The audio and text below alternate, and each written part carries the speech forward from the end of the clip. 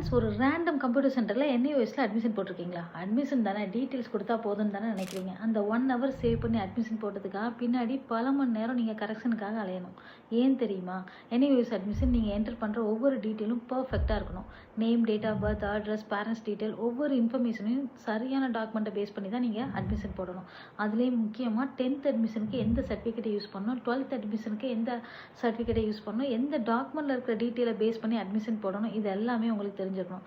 முன்ன பின்ன admission experience இல்லாத ஒரு கம்ப்யூட்டர் சென்டர்லையோ இல்லை உங்களுக்கு தெரிஞ்சவங்க மூலமோ இல்லை நீங்களாவே அட்மிஷன் போடும்போது ஒரு தவறான டீட்டெயில் என்டர் ஆயிடுச்சுன்னா பின்னாடி கரெக்ஷனுக்காக அன்னெசரியாக நீங்கள் அலையணும்.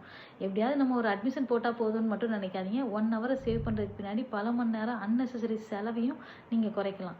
பேரண்ட்ஸ் எனிவேஸ் அட்மிஷனில் எக்ஸ்பீரியன்ஸ் மட்டும் இல்லாமல் ப்ராப்பர் ப்ராசஸ் தெரிஞ்சவங்க கிட்ட அட்மிஷன் போடுங்க. அப்படி பண்ணும்போது தான் அட்மிஷன் ஒரு காஸ்ட்லி காம்ப்ளிகேஷனாக மாறாமல் இருக்கும். எனிவேஸ் அட்மிஷனை பற்றி உங்களுக்கு ஏதாவது டீட்டெயில் தேவைன்னா என்ஐஓஎஸ் அட்மிஷன் சொல்லிட்டு கமெண்ட் பண்ணுங்கள். I will clear you. Thank you.